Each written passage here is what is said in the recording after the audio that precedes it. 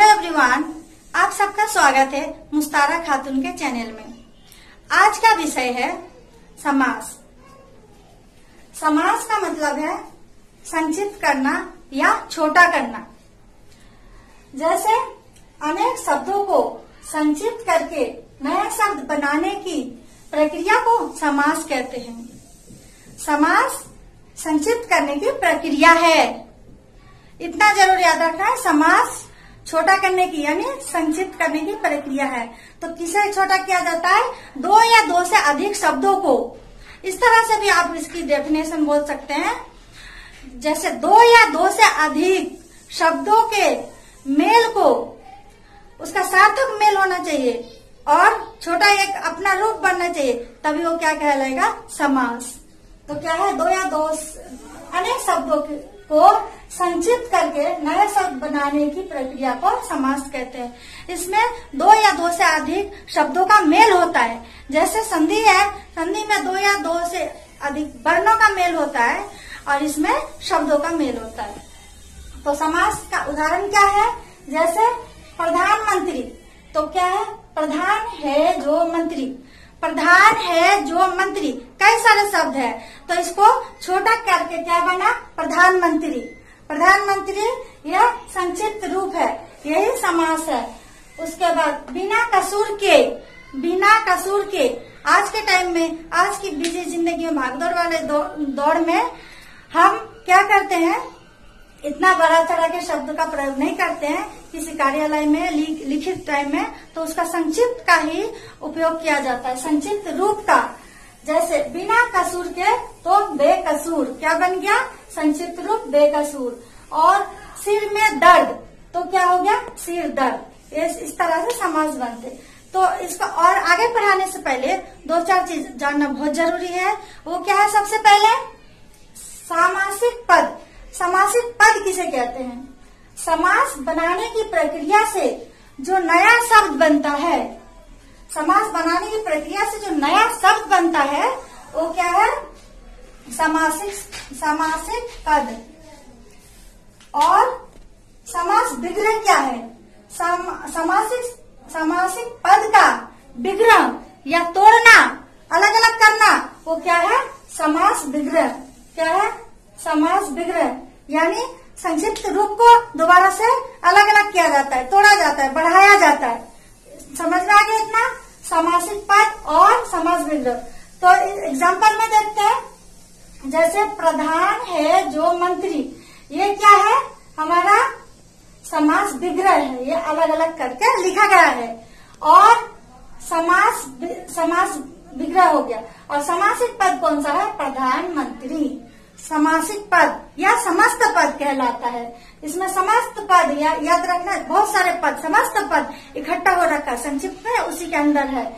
ये जो शब्द जितने सारे हैं, इसका मतलब भी एक शब्द में जो हम संक्षिप्त करेंगे उसका मतलब भी वही होना चाहिए, तभी हमारा सटीक समास बनेगा। तो समासिक शब्द और समास विग्रह समझ में आ गया। इसके अलावा आगे बढ़ने से पहले कुछ और शब्द होते हैं। जैसे पहले का शब्द है तो पूर्व पद कहलाते हैं, बाद का जो पद है उत्तर पद कहलाते हैं। तो आगे देखते हैं इसके समास के वर्गीकरण या कितना भेद है समास का, उसके बारे में अभी बताते हैं। समास के पहले 4 भेद बताया जाता था। अब समास के आज हम 6 भेद पढ़ेंगे आप लोग। अब 6 भेद ही पढ़ाया जाता है। पहले 4 भेद कौन कौन सा है ये भी रखना, जानकारी आपको बहुत जरूरी है। देख लीजिए। पहला अव्ययीभाव समास, दूसरा तत्पुरुष समास, और तीसरा क्या होता था? द्वंद्व, और चौथा बहुब्रीहि समास। ये 4 मेन समास था। इसके बाद 2 और तत्पुरुष से ही बना दिया गया है। कौन सा? कर्मधारय समास और द्विगु समास। तो ये 6 हो गए। अब ये 6 भेद, अभी अगर एग्जाम में पूछा गया कितने भेद है तो अभी का 6 बताना है। और 6 नाम हो गया अव्ययीभाव समास, तत्पुरुष समास, कर्मधारय समास और द्विगु समास, द्वंद्व समास और बहुब्रीहि समास। 6 हो गए। तो चलिए आगे स्टार्ट करते हैं, अच्छे से पढ़ते हैं अव्ययीभाव समास के बारे में। अव्ययीभाव समास क्या है? इसके नाम से ही पता चल रहा है, अव्यय, यही एक ट्रिक है। अव्यय क्या होता है? ऐसा शब्द कहलाता है। जैसे एक बार आपने पढ़ा था और, एवं, ये सब बदलता नहीं है, तो अव्ययी भाव समास कहलाता है, जिसमें अव्यय होता है। देखिए, जिस समास का पहला पद प्रधान या अव्यय होता है उसे अव्ययी भाव समास कहलाता है। इसका पहला पद क्या होगा? प्रधान होगा, मेन होगा, और वो क्या होगा? अव्यय होगा। उदाहरण में चलते हैं हम लोग। पहला उदाहरण क्या है? यथा संभव, ये अव्यय बन जाता है, यथा संभव। इसका अगर हम विग्रह करेंगे तो क्या बनेगा? जैसा संभव हो। और प्रतिदिन, दूसरा है प्रतिदिन, तो इसका विग्रह होगा दिन दिन। आजन्म, आजन्म ये समस्त पद है, अव्ययी भाव का ये सारे समस्त पद है। आजन्म, तो इसका विग्रह क्या हो जाएगा? जन्म से लेकर। चौथा क्या है? हाथों हाथ, हाथों हाथ जो उदाहरण है अव्ययी भाव समास का उदाहरण है, इनमें अव्यय होता है, तो ये समस्त पद है और इसका विग्रह, समास विग्रह करेंगे तो क्या हो जाएगा? हाथ ही हाथ में, हाथ ही हाथ में। और अगर संक्षिप्त करना है, हाथ ही हाथ में अगर दे दिया तो आपको बोला गया संक्षिप्त करने को, तो क्या होगा? हाथों हाथ। बहुत सिंपल है। और अगर आपको बताया जाए ये कौन सा समास है, तो अव्ययी भाव समास बताना है। समास के भेदों में से दूसरा पढ़ते हैं, कौन सा? तत्पुरुष समास। तत्पुरुष समास, तत्पुरुष समास का क्या है? दूसरा पद प्रधान होता है। जिस समास का दूसरा पद प्रधान होता है वह तत्पुरुष समास कहलाता है। और इसकी एक खास बात है, क्या है तत्पुरुष समास का? इसमें कारकों की विभक्तियां लगी होती है, तो उसका लोप हो जाता है। जब हम समस्त पद करते हैं, छोटा करते हैं, संक्षिप्त करते हैं, तो कारकों की विभक्तियों का लोप हो जाता है, यानी गायब हो जाता है, हट जाता है कारक की विभक्ति वगैरह। तो ये कौन सा समास में है? तत्पुरुष समास में। इतना याद रखना। कारक अगर पहले पढ़ रखा तो बहुत ही इजी है ये तत्पुरुष समास। इसमें सारे कारक के हिसाब से है, जैसे कर्ता ने कर्मों को करण के द्वारा ये सब पढ़ा, प्रधान, संप्रदान, अधिकरण, संबंध, ये सब पढ़ा ही है, सारा उसी का ही है तत्पुरुष समास में। बहुत ही इजी है। इसको देखते ही की वगैरह देखते ही आपको याद आ जाएगा कि यह तत्पुरुष समास है। ठीक है, तो सबसे तत्पुरुष समास समझ में आया कि ये कारकों की विभक्तियों का लोप हो जाता है, गायब हो जाता है, तभी संक्षिप्त कारक समास बनते हैं। तो उदाहरण ले लेते हैं हम इसके। पहला क्या है? धन को प्राप्त, तो क्या हो गया? धन प्राप्त। इसका क्या लोप हो गया? को क्या है? विभक्ति चिन्ह है, कारक में पढ़ा ही है, तो को का लोप हो गया, गायब हो गया। और जब छोटा बना तो क्या बना? धन प्राप्त। समझ में आया? दूसरा उदाहरण क्या है? पूजा के लिए घर, तो क्या बनेगा इसका? समस्त पद क्या है? पूजा घर, तो पूजा घर छोटा हो गया, के लिए हट गया। के लिए जो है ये कारक है वो हट गया, उसका लोप हो गया, तभी समास बना छोटा होकर पूजा घर। इस तरह से राजा का महल, राजमहल, या राजा का कुमार, राजकुमार, इस तरह से बहुत सारे उदाहरण आपको याद आ जाएगा। कभी भी एग्जाम में आएगा, कभी भी पेपर में आएगा, सिर्फ समास के भेदों के नाम याद कर लो, मैं उसके अंदर का याद रखने का मेरा है, गारंटी से याद जरूर रहेगा। तो इसके भेदों के नाम याद रखो, सारे समास हमेशा याद रहेगा, कभी नहीं भूलोगे। इस तरह तो क्या है? और उदाहरण देखते हैं, जैसे दही में डूबा बड़ा, क्या हो गया? दही बड़ा। दही में डूबा बड़ा। में, इसमें क्या है? का महल। में किसमें? जैसे अधिकरण कारक में पढ़ा है, में पर, इस तरह से कारक पढ़ा है तो में पर वगैरह का लोप हो जाता है, दही बड़ा बन गया। ठीक है, जैसे कोई पानी में गिर गया या जल में डूब गया, में अधिकरण कारक है, वो सारे जब लोप हो जाएगा तो ये क्या है? तत्पुरुष समास कहलाएगा। उसके अगला समास का तीसरा भेद पढ़ेंगे, वो क्या है? कर्मधारय समास। कर्मधारय समास में क्या है? इसमें दूसरा पद प्रधान होता है। इससे पहले तत्पुरुष समास पढ़ा, उसमें भी दूसरा पद प्रधान था, और कर्मधारय समास में भी दूसरा पद प्रधान होता है। इसके अलावा और क्या होता है? दोनों पदों में विशेषण विशेष से, जो दो पद होता है दोनों में विशेषण और विशेष से, और उपमेय उपमान, या तो उपमेय और उपमान है, इनका संबंध होता है, दोनों पदों में इनका संबंध होता है। विशेषण, विशेषण तो पता ही है, बहुत इजी है ये कर्मधारय समास, जिसकी विशेषता बताई जाती है विशेषण। इससे पहले वीडियो में पढ़ाया है, जिन्होंने नहीं देखा है तो देख लीजिएगा वीडियो को जरूर, विशेषण तो अच्छे से और याद हो जाएगा। तो कर्मधारय समास में क्या होता है, विशेषण, विशेषता और उपमेय उपमान का संबंध होता है। तो कैसे, दोनों में विशेषण विशेषण यहाँ उपमेय उपमान का संबंध होता है। एग्जाम्पल देखते हैं, उदाहरण जैसे लाल किला, लाल है जो किला, लाल पढ़ाया था ना विशेषण में, लाल, लाल क्या है, विशेषण है, और किला, किला यानी विशेष्य है, किला, किला कैसा है, लाल, यानी किला की विशेषता बताई जा रही है, कैसा है, लाल है। तो इस तरह से विशेष्य विशेषण आता है कौन से समास में, कर्मधारय समास में। तो एकदम से आसानी से एकदम समझ जाओगे, ट्रिक की भी जरूरत नहीं पड़ेगी, बहुत आसान है कर्मधारय समास। कौन कहता है समास इतना कठिन है, सारे पढ़ लेना, एक दो बार वीडियो जरूर देख लेना, एकदम से याद रहेगा, हमेशा के लिए भूल नहीं पाओगे। तो कर्मधारय समास क्या है, जिसमें विशेष्य विशेषण होता है या उपमेय उपमान का संबंध होता है। तो लाल है जो किला, लाल किला, समझ में आ गया। और अगला उदाहरण देखते हैं, चरण कमल, कमल के समान चरण, चरण यानी पैर की तुलना की गई है किसके साथ, कमल के साथ। कमल कितना सुंदर होता है, कोमल होता है, मुलायम होता है। तो एक मान लो जब कभी कविता लिखते हैं तो किसी स्त्री की जब उदाहरण देते हैं, उसके बारे में लिखते हैं, तो उसका इस तरह से एग्जाम्पल देते हैं, चरण कमल, इस तरह से तुलना करते हैं। तो इसका मतलब क्या है, कमल के समान चरण, चरण को कमल के समान बताया गया, फूल के समान बताया गया है। तो ये सब क्या है, उपमेय उपमान है।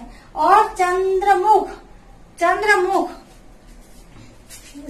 ब्लैक वाले पेन से लिखो, चंद्रमुख, इसका क्या होगा, चंद्रमा के समान मुख, चंद्रमा के समान मुख, मुख की तुलना किससे की गई है, चंद्रमा के साथ मुख की तुलना की गई है।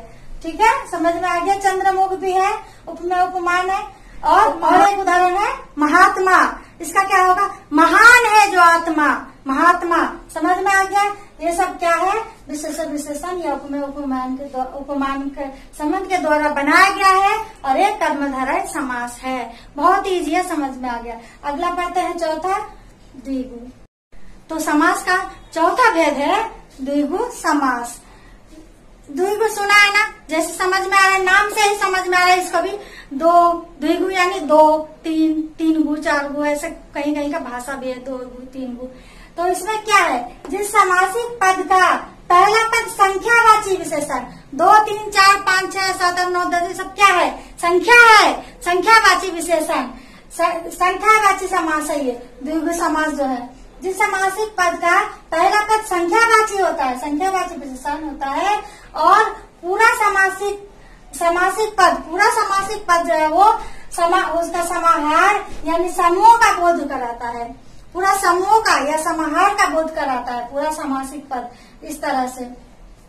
तो समझ में आएगा, द्विगु समास सबसे एक चीज है कि इसमें संख्या होता है, 1, 2, 3, एक तो नहीं, 2, 3, 4 से लेके कुछ भी हो सकता है। उसका उदाहरण पढ़ के जानते हैं, जैसे चौराहा, चौराहा में पता चल रहा है क्या है, चार राहों का समूह, चार राहों का समूह, समूह या समाहार इस तरह का आएगा। तो जैसे 4 राहों का समूह आएगा तो आपको क्या बनाना, समस्त पद बनाना चौराहा। और अगर पूछा जाए चौराहा कौन सा समास है, तो चौ से समझ जाना 4 है, और 4 किस में होगा, द्विगु समास में होगा, क्योंकि द्विगु समास ही संख्यावाची समास है, इसमें संख्या का बोध करा जाता है। और अगला उदाहरण पढ़ते हैं, दोपहर, क्या है, दोपहर, तो 2 पहरों का समूह, 2 पहरों, समय का एक पहर है, समय ऐसा है जो 2 पहर का समूह हो, एक साथ दोनों पहर है, न रात हुआ या दिन हुआ है तो क्या कहलाएगा, शाम। इस तरह से 2 पहर का समूह क्या हो गया, दोपहर। और ये द्विगु समास। इस तरह से आगे का उदाहरण क्या है, नवग्रह, 9 ग्रहों का समूह। और लास्ट में एक और पढ़ते हैं, नवरात्र, 9 रात्रियों का समूह, 9 रात्रियों का समूह। इस तरह से और अगर पढ़ते हैं जैसे 8 आनों का समूह या समाहार अठन्नी, और 16 आनों का समूह क्या हो जाएगा, सोलानी। सोलानी कितना होता है, 1 रुपया होता है। ये सब भी जानकारी रखना जरूरी है। तो चौथा हो गया। आप 5वां पढ़ेंगे हम द्वंद्व समास। तो समास का 5वां भेद है द्वंद्व समास। द्वंद्व समास भी बहुत आसान है, सबसे आसान है, और नाम से ही पता चल जाता है द्वंद्व। एक ट्रिक याद करो, द्वंद्व क्या होता है, जैसे दंगा, लड़ाई झगड़ा किस किस से हो सकता है। वैसे बच्चे क्या करते हैं, भाई बहन में झगड़ा करते हैं, धंधा करते हैं, दंगा हो जाता है, बहस हो रहा है, किससे हो रहा, माता पिता से हो रहा, इस तरह के ट्रिक है, अभी बताते हैं। तो क्या है इसमें, जिस समासिक पद के दोनों पद प्रधान होते हैं, इसके दोनों पद प्रधान होते हैं, पूर्व पद भी प्रधान है और उत्तर पद भी प्रधान है। इसका पूर्व पद और उत्तर पद दोनों पद प्रधान है। इसमें कभी कभी अगर एग्जाम में पूछ लिया कि कौन से समास के दोनों पद प्रधान होते हैं, तो द्वंद्व समास के दोनों पद प्रधान होते हैं, और इनके दोनों पद योजक चिन्ह द्वारा जुड़े होते हैं। इनमें क्या होते हैं, ये जो द्वंद्व समास है, इसके दोनों पद के बीच में ज्यादातर मोस्टली क्या होता है, दोनों पदों के बीच में योजक चिन्ह लगे होते हैं। ये सारे योजक चिन्ह लगे होते हैं इस तरह से। ये भी एक पहचान है। ये समझ में आ गया। द्वंद्व समास दा 2 बार है, तो क्या होगा, इससे समझ में आ जाएगा कि ये दोनों पद समान है, दोनों पद प्रधान है, दोनों पद इसके प्रधान होते हैं द्वंद्व समास के, और इनमें योजक चिन्ह लगे होते हैं। ये समझ में आ गया। तो उदाहरण देखते हैं क्या है, जैसे भाई बहन समस्त पद है, तो क्या हो जाएगा, भाई और बहन। राजा और रंग, गुरु और शिष्य, पाप पुण्य, पाप या पुण्य, और या लगाया जाता है, जैसे छोटा बड़ा, छोटा या बड़ा, ठंडा गरम, ठंडा या गरम, देश विदेश, देश और विदेश, इस तरह से आदि। इस तरह से द्वंद्व समास बनता है। इसमें ज्यादातर क्या बताया, योजक चिन्ह लगाया होता है, और इसमें दोनों पद प्रधान होता है। ये समझ में आ गया। द्वंद्व दो बार दा है, तो याद रखना दोनों पद प्रधान है, और ये द्वंद्व है ज्यादातर। ये समझ में आ जाएगा कि भाई बहन में द्वंद्व है, झगड़ा है, तो इस तरह समझ में आ जाएगा द्वंद्व समास। बहुत ही आसान ट्रिक है। समास का छठा और आखिरी भेद कौन सा है, बहुव्रीहि समास।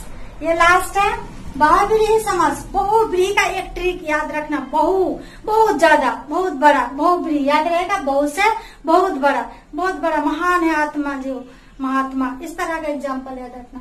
इसमें क्या है, कोई भी पद प्रधान ना होकर किसी अन्य पद की ओर संकेत करते हैं। इसमें कोई भी पद प्रधान नहीं होता, ना पूर्व पद ना उत्तर पद, कोई भी पद प्रधान नहीं होता है, लेकिन उसका एक अर्थ निकल कर आता है, वो खास होता है, वो महान होता है, वो बहुत बड़ा होता है, उसका एक विशेष अर्थ होता है। वो कौन सा समास में, बहुव्रीहि समास में। देखते हैं, कोई भी पद प्रधान नहीं होता है और उनके अन्य पद की ओर संकेत करते हैं। जैसे उदाहरण से समझ में आएगा, 10 मुख हमारा समस्त पद है, तो क्या होगा, 10 है मुख जिसके। अगर समास विग्रह किया जाए इसका, तो होगा 10 है मुख जिसके। तो इसमें कोई पूर्व पद या उत्तर पद कुछ भी इसका प्रधान नहीं है। इसका किसका होता है, 10 मुख किसका होता है, तो हमें पता चल जाएगा रावण का। जो सबको पता है रावण का 10 मुख है, इसका विशेष अर्थ निकल के आ रहा है रावण। तो ये इसलिए यह बहुव्रीहि समास है। लंबोदर यानी लंबा है उधर जिसके, किसके है, गणेश के। ये भी सबको पता है, लंबोदर किसका है, गणेश का। लंबा है उधर जिसका, अर्थात इसमें लगा हो, और अर्थात करके विशेष अर्थ निकल कर आता है खास, तो वो क्या हो जाएगा, बहुव्रीहि समास। और उदाहरण क्या है, महावीर, महान है जो वीर, अर्थात हनुमान। उसके बाद पीताम्बर क्या है, पीत है अंबर जिसके, यानी किसके है, श्री कृष्ण के। पीत मतलब क्या होता है, पीला। अंबर मतलब क्या होता है, वस्त्र। पीला है वस्त्र जिसके, यानी पीला वस्त्र कौन धारण करता है, किसको पसंद है, श्री कृष्ण को, अर्थात श्री कृष्ण सबको पता है। तो पीताम्बर क्या है हमारा, समस्त पद है और अगर उसका समस्त पद का हम क्या करेंगे, विग्रह करेंगे तो क्या होगा, पीठ है अंबर जिसके। तो इसमें कोई भी पद प्रधान नहीं है, तो क्या इसका अर्थ निकल कर आ रहा है, श्री कृष्ण। तो इसलिए जब किसी और कोई नया अर्थ निकल कर आता विशेष, तो क्या हो जाएगा, बहुव्रीहि समास। तो समास मुझे लग रहा, आशा है कि समास आप लोगों को समझ में आ गया होगा। इस वीडियो को देखेंगे तो जरूर याद हो जाएगा, इसका नाम याद कर लेना, याद रहेगा। और एक बार और बता देते हैं, पहला है अव्ययीभाव समास जिसमें अव्यय होता है, तत्पुरुष समास जिसमें कारक होता है, और कर्मधारय में क्या होता है, इसमें विशेषण विशेषण होता है। द्विगु का क्या पता है, इसमें 2 4 संख्यावाचक होता है, ये संख्यावाचक समास। और द्वंद्व समास में क्या पता है कि जिसमें द्वंद्व, लड़ाई झगड़ा छेड़, जैसे माँ बहन, माँ बाप, माता पिता, भाई बहन, इस तरह का। और उसके बाद बहुव्रीहि तो बता ही दिया, जिसका अर्थ एक विशेष अर्थ निकल कर आता है खास, वो बहुव्रीहि समास। तो आपको अगर ये चैनल जरा भी अच्छा लगा, ये वीडियो आप लोगों को, प्लीज जरूर लाइक कीजिए, सब्सक्राइब जिन्होंने नहीं किया वो भी सब्सक्राइब कीजिए और शेयर जरूर कीजिए। धन्यवाद।